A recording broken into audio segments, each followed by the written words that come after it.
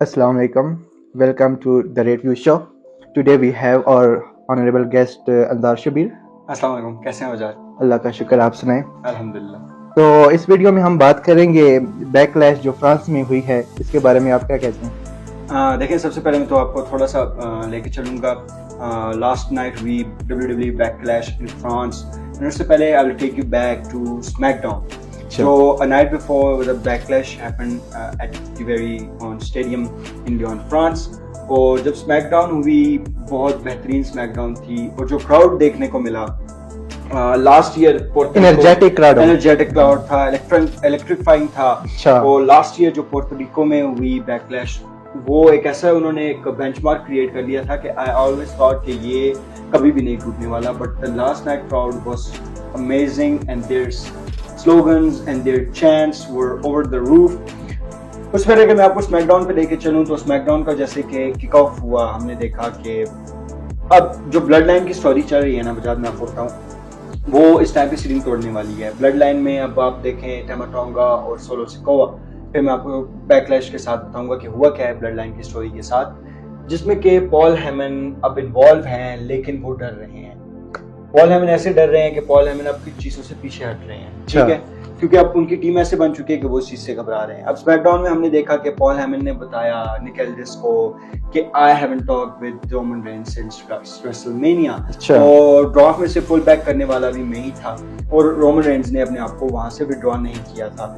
उसके बाद हमने विड्रॉ न करने की क्या वजह है? देखे, विड्रॉ रोमन रेंस की अब जो स्टोरी लाइन चल रही है ना, Roman Reigns is not going to be involve in the story line till he comes back. अच्छा। अब ऐसा कोई भी चीज नहीं आने वाली कि जिसमें आप कह सके कि रोमन रेंस की तरफ से कोई ट्वीट आएगा या रोमन रेंस की तरफ से कोई टीजर आएगा, कुछ भी ऐसा नहीं होने वाला। He is taking his time off, और he is already discussed with triple H and Nick Khan कि he doesn't want to be back until he is back 100%। और उसके बाद हमने देखा ब्लड लाइन की जो भी स्टोरी अब केविन ओवेंस के साथ चल रही है, वो ब्रॉल्स जो चल रहे हैं, रैंडी ऑर्टन के साथ जो चल रहे हैं। उसके अलावा हम लोगों ने फिर आरकेओ शो में देखा जो केविन ओवेंस और रैंडी ऑर्टन ने होस्ट किया। उसमें पॉल हेमन आए, उन्होंने बताया कि जो कुछ भी हो रहा है वो ट्राइबल चीफ के कहने की हो रहा है। केविन ओवेंस ने भी इस बात को किया, बट टैमा टोंगा ने अटैक किया, फिर उसके बाद सोलो सिकोवा ने अटैक किया, फिर से ब्रॉल ब्रेकआउट हुआ, स्मैकडाउन एंड हुई, लेकिन वो ब्रॉल खत्म होने का नाम नहीं ले रही। अच्छा। उसके अलावा हमने देखा कि the women's tag team champion and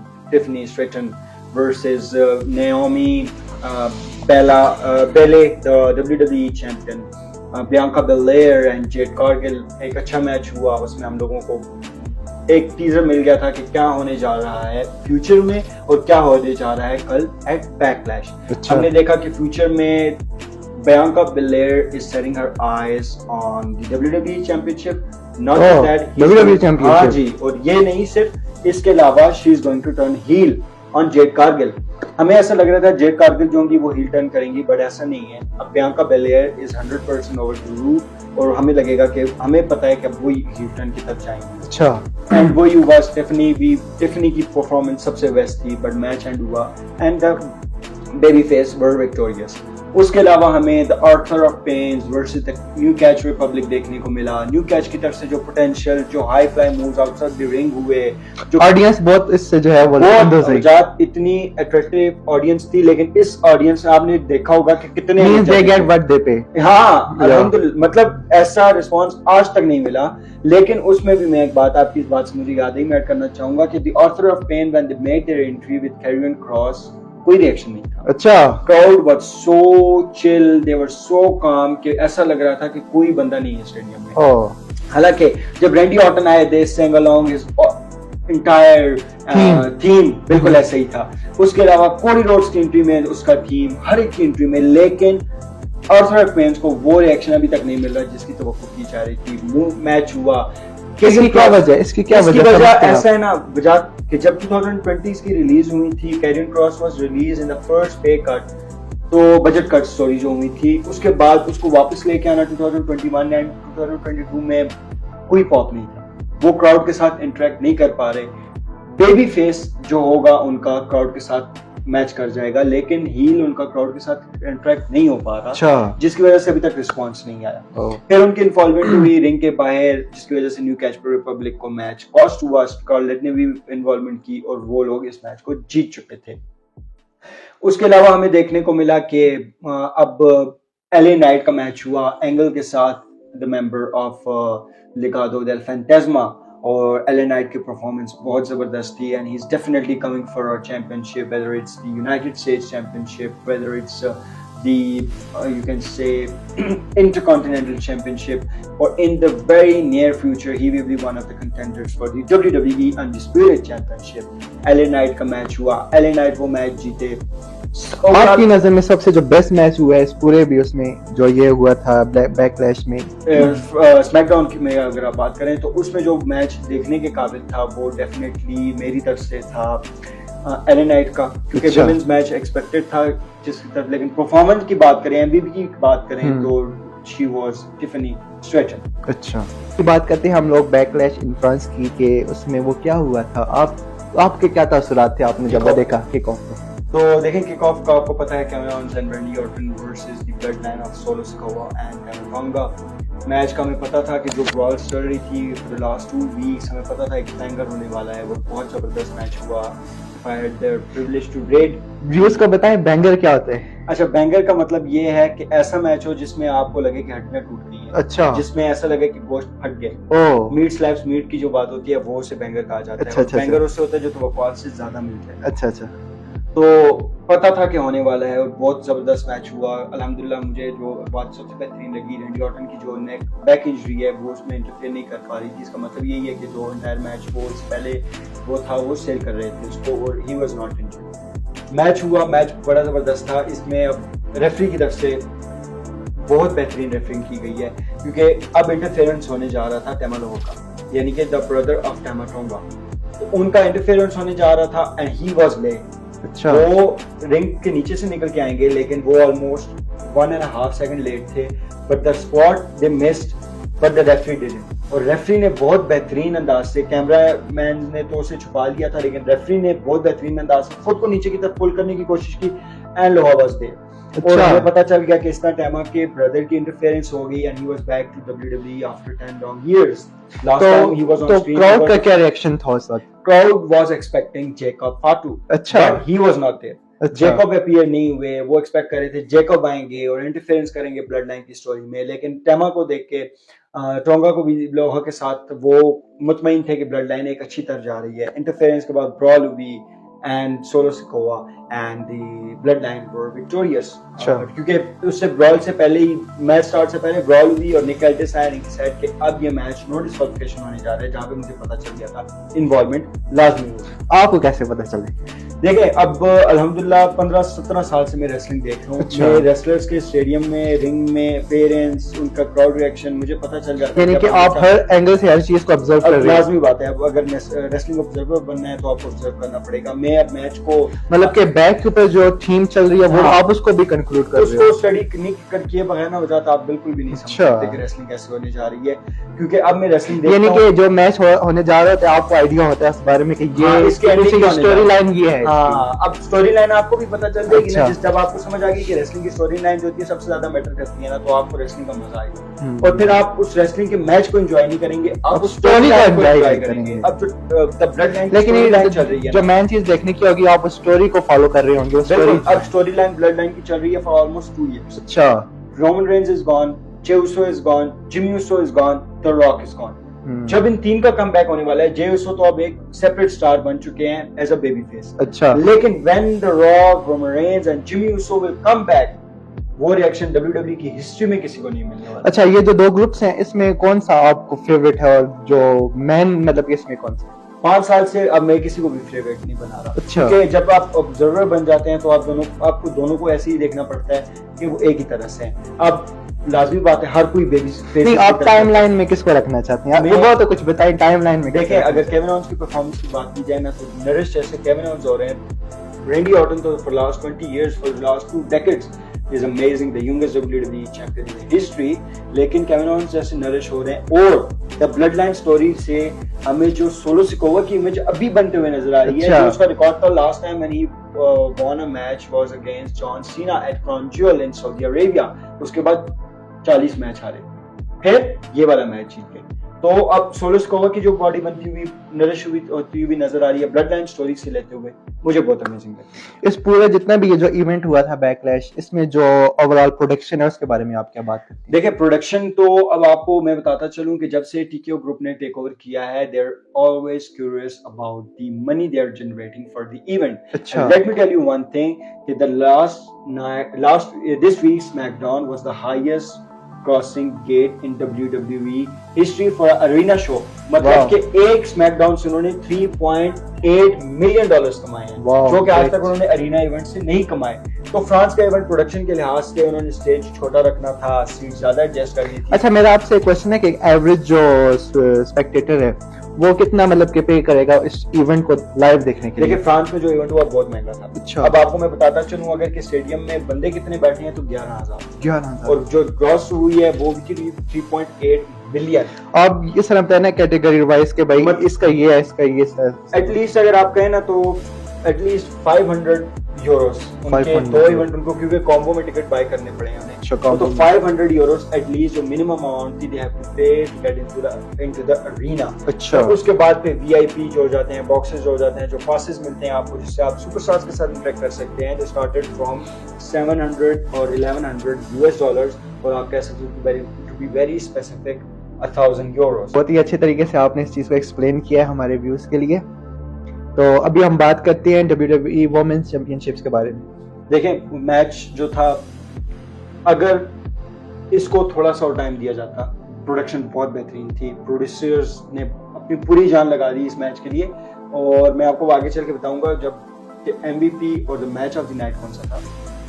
ये एक इंस्टेंट क्लासिक था, best match in the women's history में कहूंगा। वाओ। और इस मैच को इसमें ऐसे क्या चीज थी कि आप कह रहे हैं बेस्ट इन द हिस्ट्री है? The rising star Tiffany Stratton. अच्छा। ये टिफनी का टाइम था और उनकी परफॉर्मेंस सबसे बेहतरीन थी इसमें। और हालांकि मैं चाहता था कि वो हारे। अब क्योंकि मैं एक ऑब्जर्वर के पर्सपेक्टिव से देख रहा हूँ, तो बेली को रेसलमेनिया में जिता के एक अगले बैकलैश के या किसी भी पेपर व्यू में हटा देना चैंपियनशिप की रेंज से, ये फजूल डिसीजन था। तो लेना ही नहीं है WWE ने।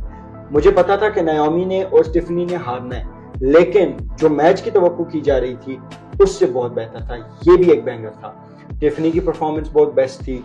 और अब फ्यूचर स्टार तो वो आपको पता है कि पक्की होने वाली है, मेन रोस्टर की कॉल हो गई है, स्मैकडाउन की स्टार वो बन चुकी हैं, and she will definitely be a world champion really सून।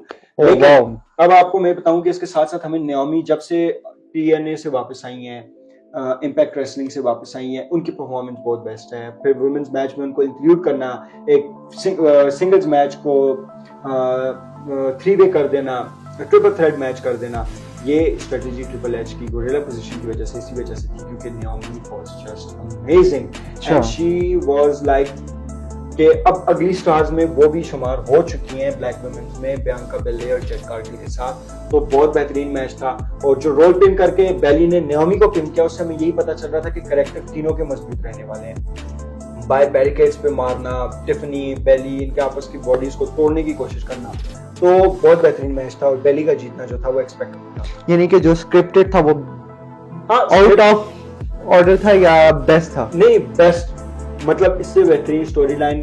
देखें स्टोरी लाइन का मैं थोड़ा सा आपको बताऊं ना, स्टोरी को तो कहते हैं कहानी जी, कहानी को जितना लंबा करेंगे उतनी बेहतर होगी। लेकिन इतनी भी ना हो कि फिर अगला ऑडियंस जो है वो इस चीज को बल्कि बोर हो जाए। ब्लड लाइन के मैं आपको स्टोरी के बताऊं, थोड़ी सी हम ब्लड लाइन की बात कर रहे हैं। ब्लड लाइन की ऐसी स्टोरी थी कि एक टाइम पे ऑडियंस मर गई।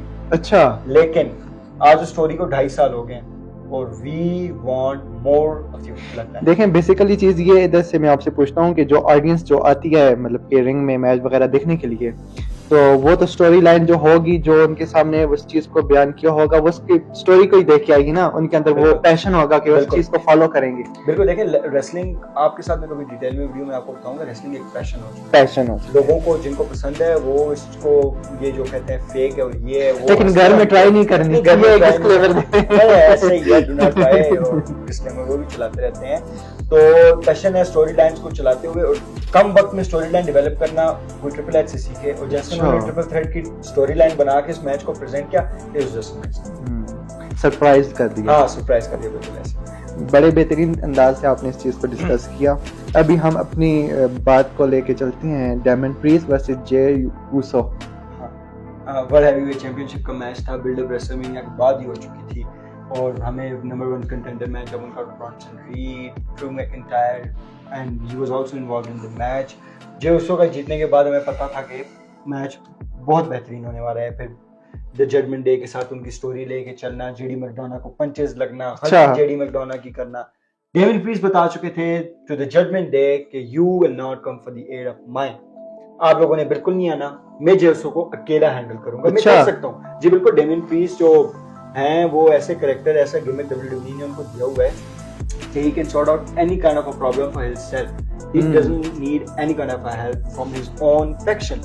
लेकिन उसके बाद भी हमें टीजर्स मिल रहे हैं और मैं आपको बताता चलूं कि बहुत जल्द ही जजमेंट डे का फैक्शन खत्म होने वाला है। JD McDonagh will turn on Damian Priest, Finn Balor will turn on Damien Priest. Finn Balor is a future opponent of Damien Priest. Reason क्या है? देखिए, फैक्शन को जब भी बनाया जाता है ना तो तोड़ने के लिए बनाया जाता है। फैक्शन ऐसा कोई भी नहीं है कि रखा जाए, यानी कि एक उसका एक हाईएस्ट पॉइंट होगा जहां पे उसको ब्रेक करना है। हाँ। जैसे कि द शील्ड थी 2011 में डेब्यू करना, उसके बाद 2-1.5 साल में उसको तोड़ देना। तो अभी भी हम लोगों का यही सवाल है कि उनके पास इतनी अपॉर्चुनिटीज है तो उसको लेके चलें, फिर से द शील्ड को लेके। मेन चीज यही है, लेकिन मैच की बिल्कुल ऐसे ही है। तो अब ये टूटने वाला है, फैक्शन बहुत करीब जाके हमें टूटता हुआ नजर आएगा। और जहां तक मुझे लग रहा है Finn Balor will turn babyface, की तरफ से बेबी फेस की तरफ जाएंगे। फिन बैलर बिल्कुल, JD McDonagh is fed up, he is pissed off, he is tired, he doesn't want to be a part of the judgement day. और उसके बाद रिया रिप्ले का कमबैक भी होने वाला है। उधर वहां पे डोमिनिक स्टूडियो की अपनी लव स्टोरी चल रही है, लिव मॉर्गन के साथ लव स्टोरी चल रही है, बैक स्टेज में बिल्कुल एक दिन में मुलाकात हो रही है, तो उनकी लाजमी है कोई ना कोई खिचड़ी पक रही है। तो इन्वॉल्वमेंट के बाद जेडी मैकडोना का मैच में फिर से इंटरफेयर करना, crowd reaction for Jey Uso, मैंने भाई Jey Uso triple H in press conference said कि I have never seen a wrestler receive such kind of standing ovation and the pop he received today. उसके बाद उनका ring में आना, फिर डेमिन priest का रिंग में आना, sing alongs from the French crowd, it was just amazing. Match बहुत तगड़ा था और एक जगह पे तो हमें लगा कि डेमिन प्रीस्ट हार जाएंगे, लेकिन मुझे इतना उम्मीद थी ट्रिपल एच पे कि इस पेपर व्यू में वो इस टाइटल चेंज को हरगिज लेके चलने वाले नहीं है। जेडी मैकडोना की तरफ से इंटरफेरेंस हुई, जेडी मैकडोना को सुपर किक लगी, गिरे। फिर बैलर की तरफ से इंटरफेरेंस हुई, सुपर किक लगी, गिरे। आखिरकार जेडी मैकडोनाल्ड की वजह से सुपर किक बड़ी मैजिकल हो गई है। सुपर किक तो लाजमी है ना, सुपर किक तो अब लोग क्रिटिसाइज भी करते हैं, बट जेउसो का एक हथियार है सुपर किक, मगर जेउसो लोग कहते हैं कुछ भी नहीं है। लेकिन जेउसो की उसके बाद 3 सुपर किक्स और एक फॉग स्प्लैश के बाद डेमिन priest was down and out और फिर बचाया उनको जेडी मैकडोना ने रोप के ऊपर उनका पांव रखा और उनको बचा लिया था।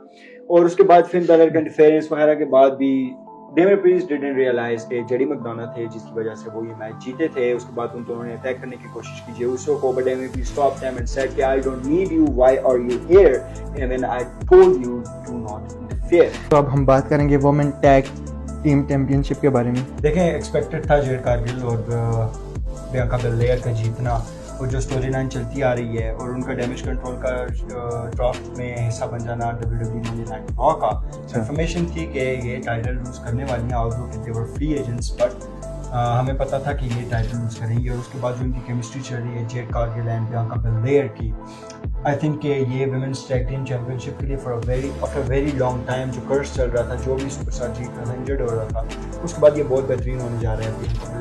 यानी कि इंजर्ड हो जाते थे। हाँ बिल्कुल, 3 सुपरस्टार सोनिया डेवेल को ले लें, चेल्सी ग्रीन को ले लें, उसके अलावा जब बैकी लिंच और लीटा बनी थी तो ले लें, कोई ना कोई इंजर्ड होकर बाहर होता ही जा रहा था। तो बियांका बेलेयर और जेड कारगिल का चैंपियन होना एक्सपेक्टेड था और वही हुआ और एक अच्छा मैच देखने को मिला।